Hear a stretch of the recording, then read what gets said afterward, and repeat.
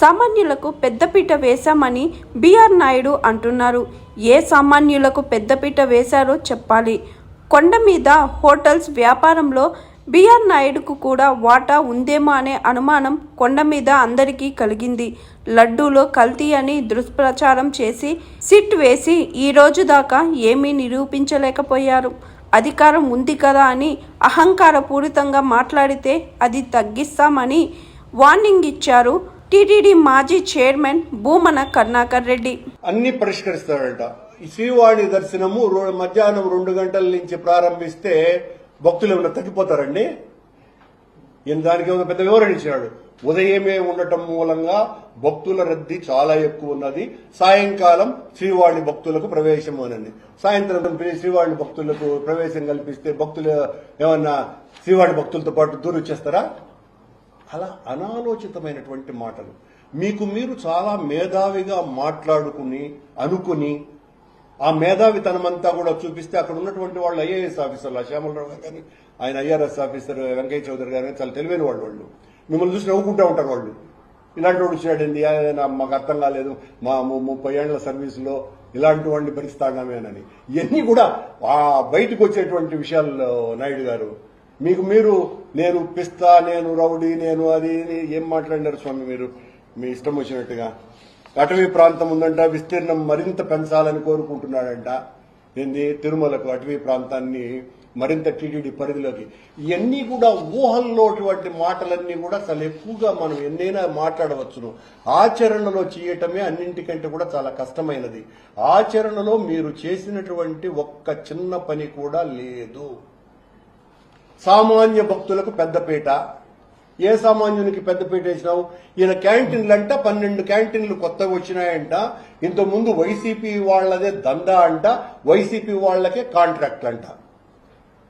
ఈయన ఇప్పుడు ఆ పెద్ద హోటల్ వాళ్ళనందరినీ కూడా టెండర్లు వేయించి బహుశా బిఆర్ నాయుడు గారు అందులో భాగస్వామి అయ్యి ఆ భాగస్వామిగా వ్యాపారం కొండ మీద చేస్తున్నారేమో అన్నటువంటి అనుమానం కొండ మీద ఉన్నటువంటి వాళ్లకు కూడా కలిగింది.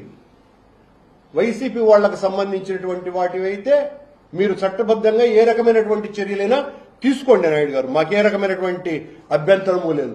అలాగే ఏందో ముస్లింలకు ఇచ్చినారు, ఎందుకు ముస్లింలకు ఇచ్చినారో అర్థం కాలా. ఆయనకి ఇష్టం వచ్చింది ఏదో చెప్పేశాడు, ముస్లింలకు ఇచ్చినారు అని. లడ్డూ ప్రసాదంలో కల్తీ అని చెప్పినారు, మీ నాయకుడు కూడా చెప్పినాడు. ఏం పీకినారు ఇప్పటి వరకు? ఏం చేయలేకపోయినారు మీరు?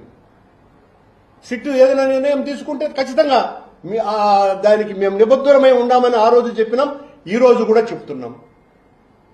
మీరు బలం ఉందని, అధికారం ఉందని, మీకు అహంకారం ఉందని మీ ఇష్టం వచ్చినట్టుగా వ్యక్తిగత దూషణలు దిగితే ఖచ్చితంగా అహంకారం మేము తగ్గించే పని చేస్తాం.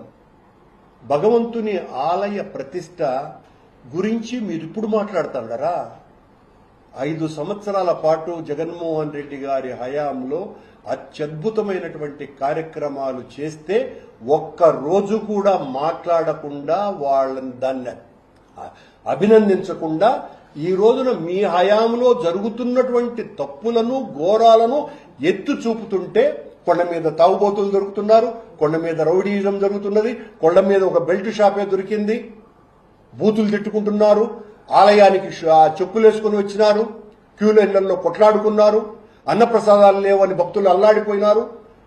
మొన్న 3 రోజుల ముందే పొలోమని భక్తులంతా కూడా మీ అంతర్గత సమస్యల వలన మీ మేనేజ్మెంట్ స్కిల్స్ పూర్తిగా విఫలమవ్వటం మూలంగా భక్తులు ఏ పక్కకు పోవాలో కూడా పోలేక వాళ్ళు ఇష్టం వచ్చినట్టుగా పరుగుళ్లు పెడతా ఉంటే వాటిల్ని పరిష్కరించకుండా మీరు మా మీద దాడి చేయటమేంది స్వామి?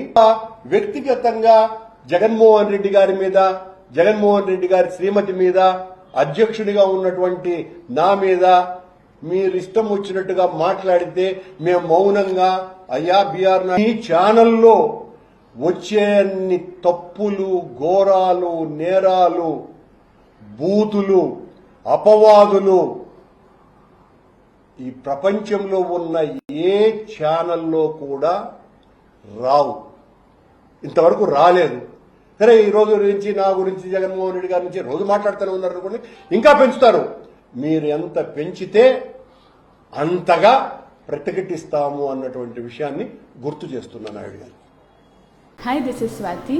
లైక్ చేయండి, షేర్ చేయండి, కమెంట్ చేయండి అండ్ సబ్స్క్రైబ్ చేయండి GR TV. Hi, this is Monica. Please like, share and subscribe GR TV.